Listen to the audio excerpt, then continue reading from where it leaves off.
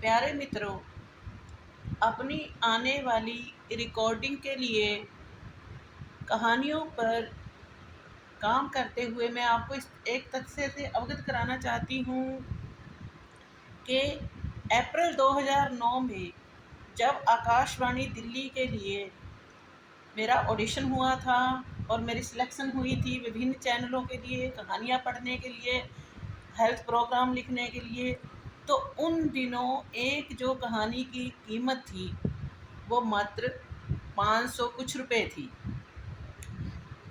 जो कि अब 2024-25 आते तक बढ़कर 3500 रुपये के आसपास हो गई है एक प्रोग्राम की कीमत या एक कहानी की कीमत, जो आपने खुद ही लिखना है और अपनी आवाज़ में स्टूडियो में जाके रिकॉर्ड कराना है और जो शेड्यूल आने पे, जो डेट आने पे ब्रॉडकास्ट किया जाएगा देश के विभिन्न हिस्सों में।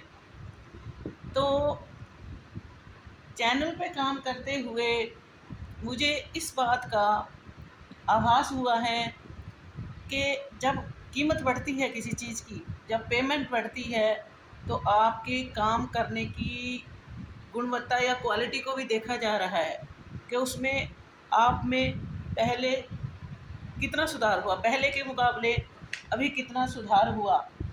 तो देखो, इसमें पहले ऐसा होता था कि जो कहानी हम लिख कर लेके जाते थे उसको रिकॉर्ड कर लिया जाता था, या जो प्रोग्राम हम लिखते थे। अब ऐसा होता है कि आपको कई कहानियाँ लिख कर ले जानी होती है, 3 से 4। उनमें से जो एक कहानी है वो सिलेक्ट होती है, उसका सिलेक्शन होता है चैनल के लिए। अभी जैसे कहानियों की डेट आने वाली है उनको रिकॉर्ड करने के लिए, और मैं लगी हुई हूँ अपने काम पे, और मैंने एक नहीं लगभग 4-5 कहानियाँ लिखी हैं। और हमेशा ही ऐसे होता है, मैं कहानियाँ 4-5 लिख कर लेके जाती हूँ और वहाँ जाकर सर को बोल देती हूँ, प्रोग्राम एग्जीक्यूटिव को, जो हमारे सर हैं, कि आपने जो सिलेक्ट करनी है सर, जो आपको सही लगती है इस समय पढ़ने के लिए, आप उसे सिलेक्ट कीजिए।